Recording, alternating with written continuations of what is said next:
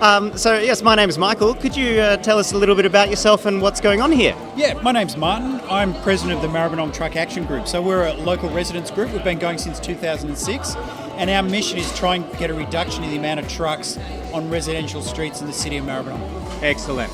So was the enforced truck curfews now? I guess you can't just say truck off. We have said truck off in the past. Definitely have said truck off. Excellent. Curfews are one of the few things in the last 20 years that the government's put in place, which is meant to give residents some relief from the amount of trucks. We're talking about a lot of trucks here. We're talking about 8 million trucks per year on residential streets. So it's the trucks coming from the Port of Melbourne and taking containers out to warehouses, logistics centres further out west. So they all come through the city of Maribyrnong. Yes, as a resident who has the rumblings of B-doubles going past us, yes, we do feel that, definitely. So what are you hoping to eventually achieve? What are we hoping to achieve? Well, we want to get a reduction in truck numbers on residential streets. The Westgate Tunnel project promises 24/7 truck bans on many roads in the city of Maribyrnong. So that, if all those promises come to light, that's going to be a real game changer around here. Unfortunately, the vent stacks on the Westgate Tunnel project have no filtration, so we might get the trucks from here to here, and all that pollution's just going to come out of those vent stacks, which are really unfiltered chimneys, and come back over us. Right, so still a little bit more... Yeah. Yeah. The whole issue, it's in terms of how we move freight in Victoria, it's really complicated. The Port of Melbourne, for example, is a big pollution hot centre itself. Ships in port allowed to just idle, so there's all that diesel pollution. Every container that's lifted on and off a ship, it's diesel. Yeah. So there's those issues.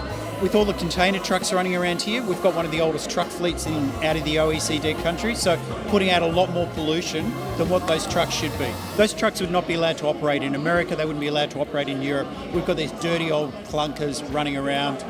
Yeah. Excellent. Well, best of luck. Where can we go if we need to have an assistance or... mtag.org.au. mtag.org.au. Excellent. Mark, Okay. Thank you very much for your time. Muchly appreciated. Okay, cheers. I'd just like for you guys to introduce yourselves and explain a bit why you're here and what's going on. Okay, well, my name's David and I'm part of the Friends of Maribyrnong Valley. So they're a conservation group who are full of volunteers, mainly retirees, and that we work to try and restore the habitat along the Maribyrnong River. And we go all the way up to Keilor, all the way down to Footscray. Amazing. Oh, okay. Thank you, David. And on this side? My name's Steve Wilson. I'm the president of the Friends of Stony Creek. Likewise, we do conservation work on Stony Creek, the whole of Stony Creek. So we do a lot of plantings, clean-up days, and work with the council trying to improve the area. And we have regular planting days and clean-up days again. And I do a history walk now and then. Oh, amazing. Awesome. If you were, to volunteer, where do you guys need to go if you want to sign up? Well, what we have to do is you have to go to the FMV online. It takes you there, and then once you go and contact our secretary, he'll send out an email every week saying where we'll be on Tuesday, where we'll be on Wednesday, and there's no obligations. You just come along if you can make it, and we provide tools if you haven't got tools. And it's very varied, so I might have a cup of coffee afterwards. So Excellent. Definitely. You're in Melbourne, so the coffee must be served. Coffee and biscuits. Oh, coffee and biscuits. And for you guys? Well, we have at stores, we have our planting calendar which tell people when we're going to plant. We have our Facebook site and our website, and if you become a member, we email you, but you don't have to be a member to turn up for our plantings. We take your name down and we'll send you updates when you need it. Yeah. Amazing. And also just word of mouth. Ah, yes, the classic. Yeah. And last one is ultimately, what would your ultimate goal be? The main result is to try and extend the sort of natural pathway for wildlife to move into the city. Because right now we have all these disjointed parks where it's very hard for wildlife to travel. And the way is trying to do revegetation all along the Maribyrnong so they have a corridor to move as they would naturally do in the past. Excellent. That is amazing. And for Stony? Put me out of a job, if I can, please. Fair enough. But basically we're the same, yeah. Yeah. But we're a lot more challenges because Stony Creek is actually divided by industry and housing, and it's really broken into small sections. Right, so... Park right through there. Excellent. Well, thank you very much for your time and muchly appreciated, David. And, Come to our place. so, hi, if you could just tell us your name and a little bit about what's going on here. Sure, my name's Jo and I'm here for today for this event representing the sewing school that I work for. So that's us there, the School of Sewing and Upcycling. So the philosophy there is that we're hoping to teach people skills on how to make their garments, but also repair, reuse. And we just sort of hope that sewing as a bit of more of a lifelong skill is, we're actually seeing a bit more popularity. But yeah, that's what we're trying to encourage in terms of why we're here at this Sustainable Festival. Yeah. Amazing. Well, thank you very much. This is looking fabulous. So anyone can come up and just have a little sew? Yes, we're encouraging, obviously, you know, the kids love it and they've come out with the Sharpies and had a go this morning. But we are trying to encourage them to pick up a bit of thread safely just to have a go and experience, what it's like to do some handcrafts and, maybe have as much. Marvellous. And do you have anything to say to the Latin American community out there? Yeah, sure. Just don't be afraid to come along to events like this and get involved, because you'll often find that even though it's hard sometimes, a bit really disconnected from the community in general, when English is a second language, you'll often find some really friendly faces and just a way to at least become involved with these sort of events that happen around. Joe, thank you very much. Thank you for your time. And no worries at all. Thank you. Cheers. Here we have Martin, who, Martin, can you just explain to us what you've been doing and some of these amazing plants that you love? Yeah. Hi, Michael. Nice to meet you. So we've got a lot of beautiful plants here that are all indigenous to the Maribyrnong west of Melbourne. And the plants are all native plants that we use in our revegetation projects.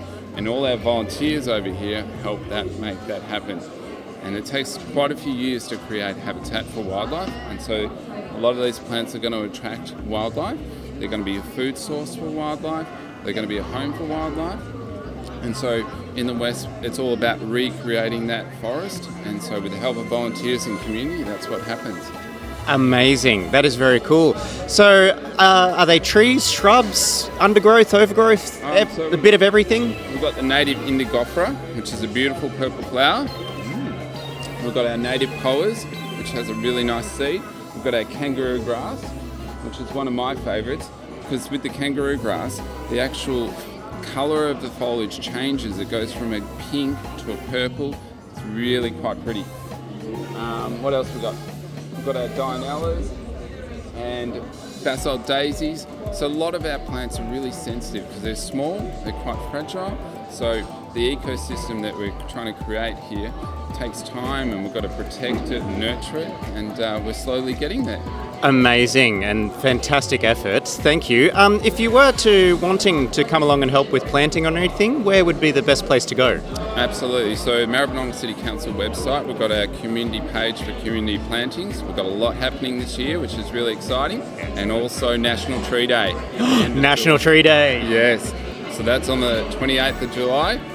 We're hoping to have a really good wildlife show, put 4,000 plants in the ground to create habitat for wildlife. Man, that is amazing and very exciting to hear. Thank you for your excellent efforts. Yeah, no, you're welcome. And I couldn't do it without community and our friends and our volunteers.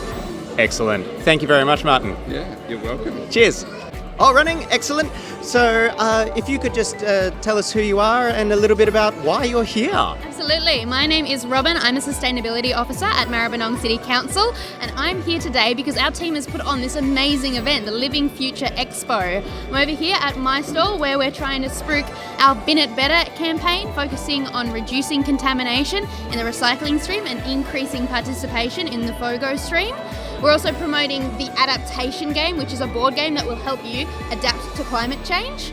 And yeah, we're just really excited to have all these amazing vendors here. Yes, we've been interviewing quite a few of them, which has been fantastic. For the Latin American community out there, do you have any helpful hints and tips about if you need to speak a lot of Spanish? Yeah, absolutely. So Maribyrnong has a growing Spanish-speaking community, which we're very excited about. So we have a bunch of waste education resources on how to recycle correctly, and we are providing them in Spanish as well. So if you want a copy of these, pop down to your local community centre or library, and you will have Spanish language resources available for you, so you can bin it better as well. Amazing.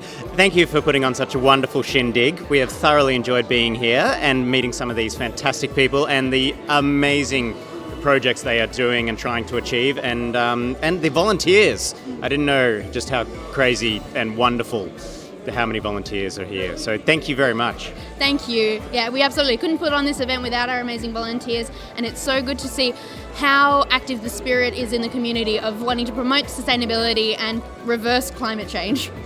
Thank you very much. Thank you.